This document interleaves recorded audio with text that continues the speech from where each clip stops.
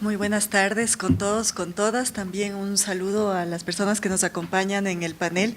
Les agradecemos por su presencia.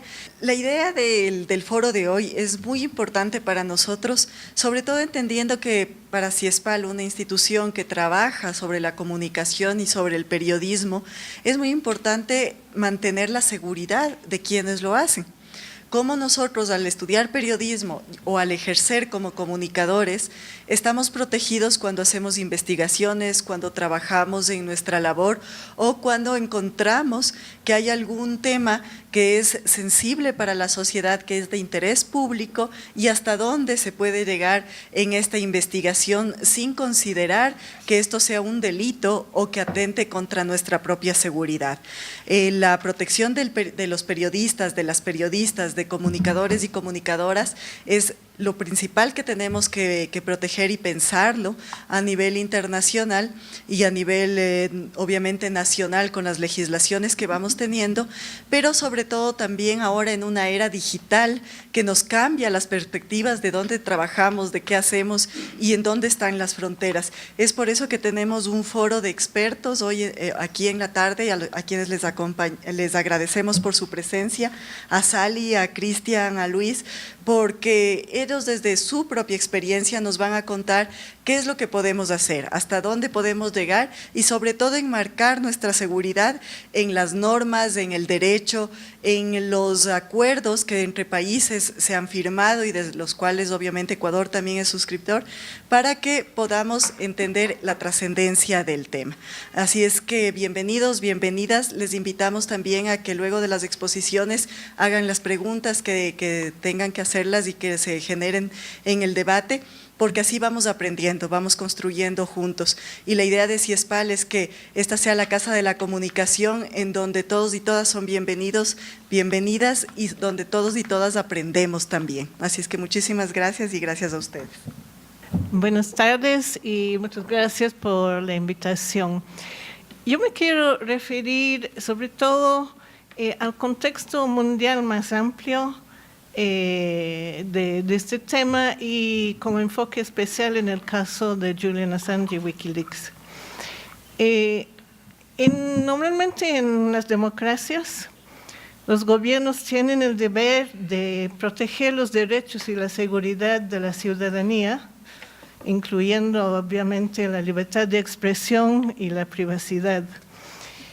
Y a su vez tienen la obligación de practicar transparencia y de rendir cuentas respecto a su propio quehacer. Pero hoy la situación está todo al revés de eso. Estamos en una era de vigilancia donde las grandes corporaciones transnacionales y muchas agencias de seguridad estatales espían sin límites a la ciudadanía, lo que amenaza justamente las libertades y la democracia misma, entre otros provoca autocensura, ¿no? Saber que uno está constantemente vigilado, sin hablar de los otros abusos de datos privados que mucho se ha hablado últimamente. Frente a esta sociedad de vigilancia que espía a la población en beneficio de quienes detentan el poder, aparece Wikileaks hace más de una década con el propósito de liberar información para que esté disponible a los pueblos, a la ciudadanía. Su misión incluye también facilitar el trabajo de denunciantes, lo que llaman en inglés los whistleblowers, gente que proveen información normalmente desde las instituciones donde laboran, porque lo consideran de fundamental interés público, pero que enfrentan el riesgo de persecución si lo hacen abiertamente. Por eso Wikileaks y su fundador, Julian Assange, han recibido muchos premios por su valor, por su periodismo de investigación, por sus servicios a la humanidad. Y considero que cumplen una función fundamental para una sociedad democrática. De hecho, necesitamos mucho más Julian Assange y mucho más Wikileaks justamente para transparentar la acción de los gobiernos y los poderes los grandes poderes, ¿no? Que los mayores en el mundo ahora son las corporaciones transnacionales y el sector financiero. Ahora, estos grupos de poder tradicionalmente suelen mantener su dominio por una combinación de incentivos y de fuerza. Si se quiere la zanahoria y el bastón, ¿no? Pero con la implantación de las democracias y la consagración de derechos en la primera mitad del siglo pasado, ven restricciones a su posibilidad del uso de la represión, del bastón, con lo que necesitan nuevos mecanismos para generar el consenso social en torno a su modelo económico principalmente, a la vez que evitar el estallido social frente a eventuales políticas antipopulares. Es lo que Chomsky llama fabricar la conformidad o el consenso. De ahí vemos el desarrollo a gran escala de los medios de comunicación y las relaciones públicas, cuyo rol es fundamentalmente convencer a la sociedad que este modelo es el idóneo o a veces el único posible, a la vez que facilitar cierto debate político para mejorarlo siempre que no se cuestione sus fundamentos. Pero hay muchos intereses de estos poderes que no pueden generar consenso.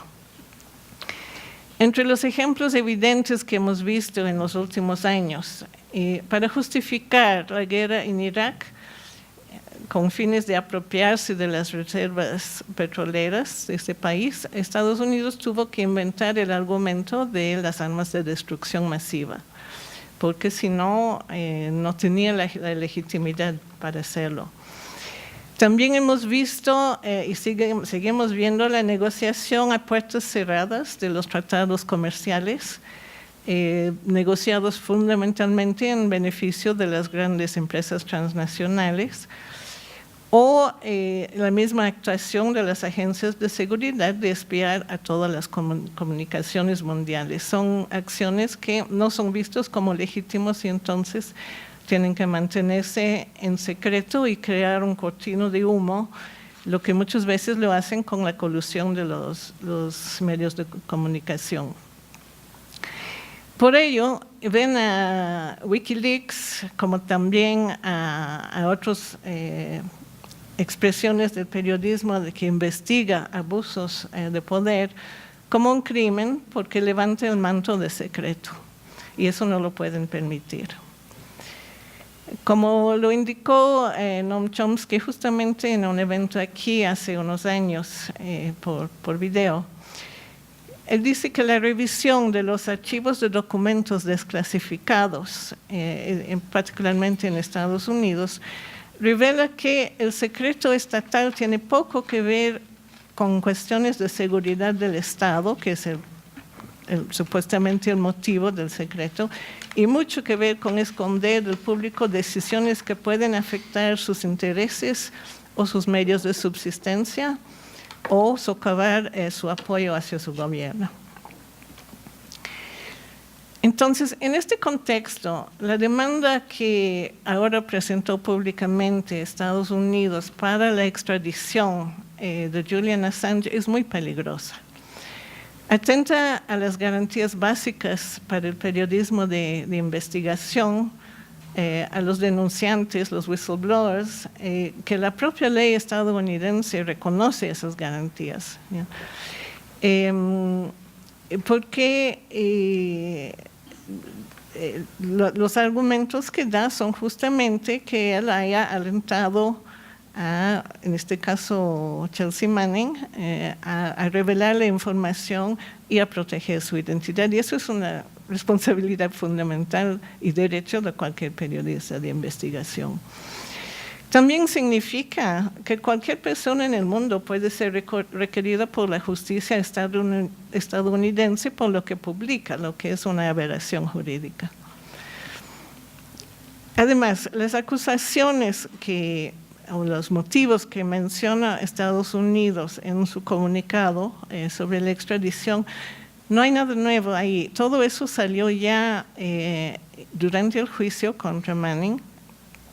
Son los mismos argumentos que el gobierno de Obama ya se dio cuenta que no los podía usar justamente porque atentan a las leyes de libertad de expresión de Estados Unidos y que para acusarle a Assange tendrían que acusar por igual a los grandes periódicos que publicaron la información que él les proporcionó.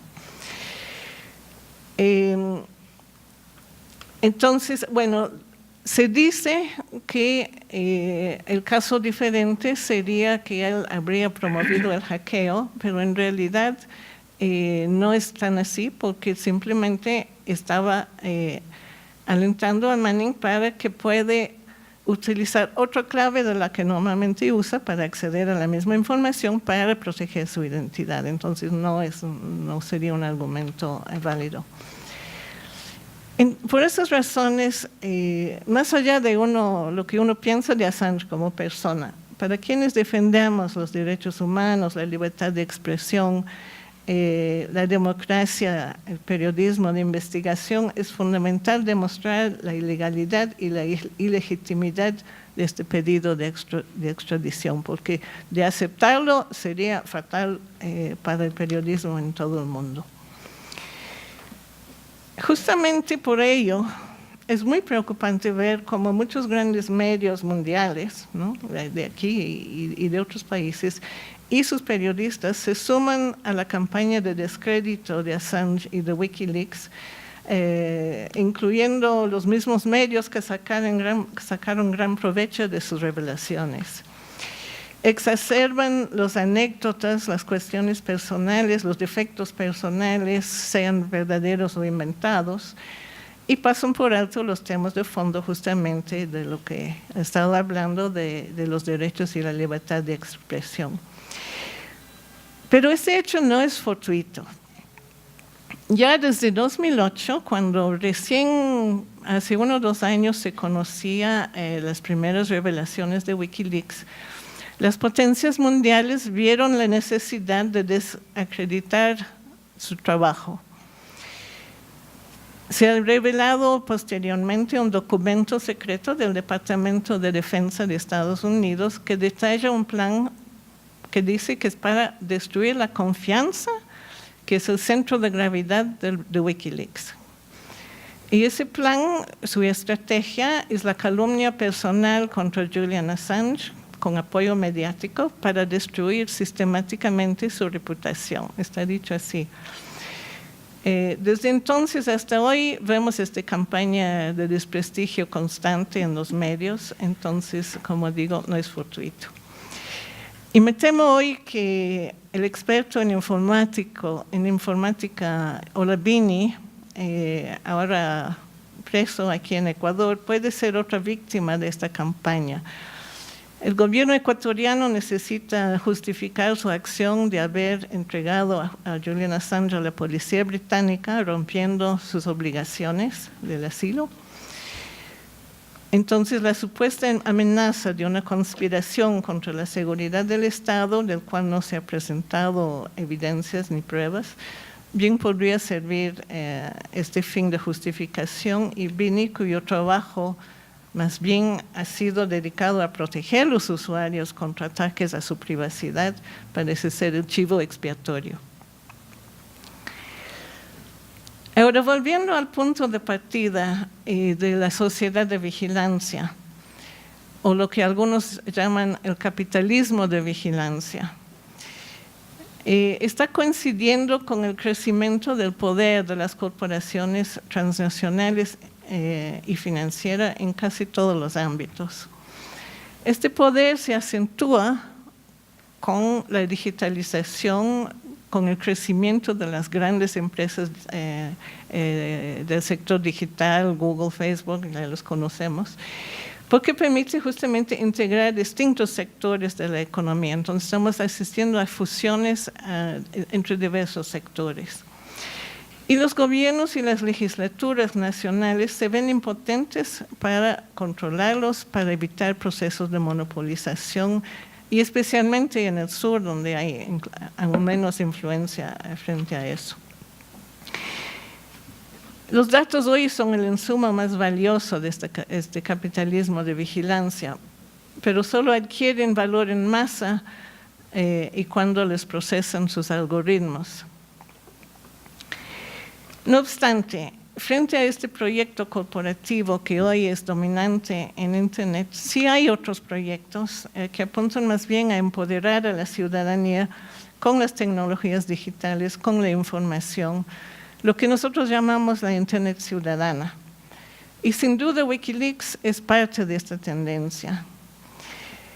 Y eso, si es que nosotros no lo tenemos presente, es seguro que las fuerzas de seguridad de las potencias mundiales sí lo tienen muy presente.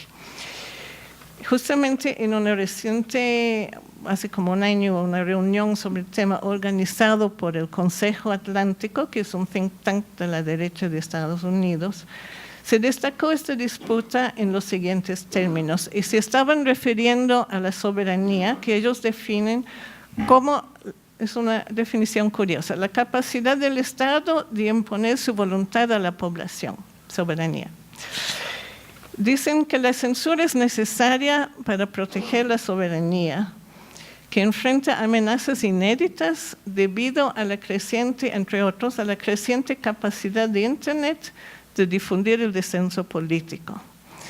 Y cito, la tecnología ha democratizado la capacidad de los grupos de individuos subestatales de difundir una narrativa con recursos limitados y un alcance virtualmente ilimitado. Y eso lo consideran algo muy peligroso. Poco después de esa reunión en Estados Unidos, y se sabe que hay un vínculo con el Consejo Atlántico, Facebook y Twitter eliminaron miles de cuentas de usuarios, incluyendo varios medios alternativos y entes contestatarios. Y por esa época Google también degradó en su buscador páginas web de una decena de medios más contestatarios y sitios web contra la guerra, etc. Entonces, claramente, la ofensiva contra Wikileaks y Julian Assange no es algo aislado, sino parte de un esfuerzo concertado para restringir el potencial de Internet de facilitar una mayor participación democrática de la población y la expresión del disenso y crítica de los pueblos hacia sus gobiernos. En este marco, Julian Assange se ha convertido en un símbolo global por la libertad de expresión y por el derecho de los pueblos a demandar transparencia a sus gobernantes. Gracias.